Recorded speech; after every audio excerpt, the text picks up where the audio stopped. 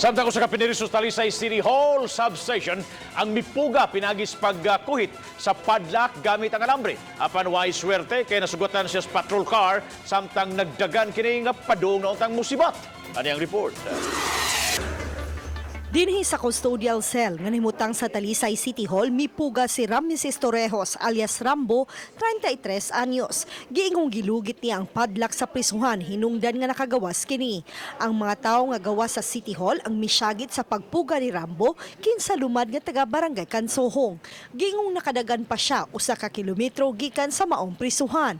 Apan nasugatan siya sa patrol car ug didto naapsan si Rambo ug gidakop pagbalik. Before me naabot diri sa LGU from police station, sakay mi og patrol car na allegedly nga nakabuhi sa istorya sa mga tao. So ang mga sakay sa likod mo'y ni-chase sa suspect. Kami po ni-chase po mi. Depensa sa maong piniriso nga desperado na gid siya kay dili siya makapiyansa sa iyang kasong giatubang nga may kalambigitan sa ginadiling drogas. Si Rambo nadakpan sa mga sakop sa Talisay City Police Station niadtong Hunyo 28 ug nakuha sa iyang posisyon ang gidiling drogas. Laing kaso ang atubangon ni Rambo human mipuga sa detention cell. Ako kita stok ko. Nabli. According ko.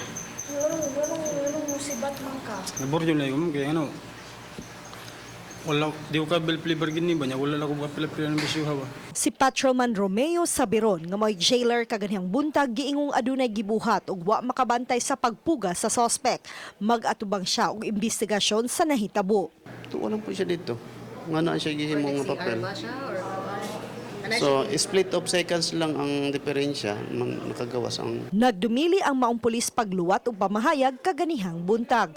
Uban ni Marlon Melgaso, Chona Carrion, Balitang Bisdak.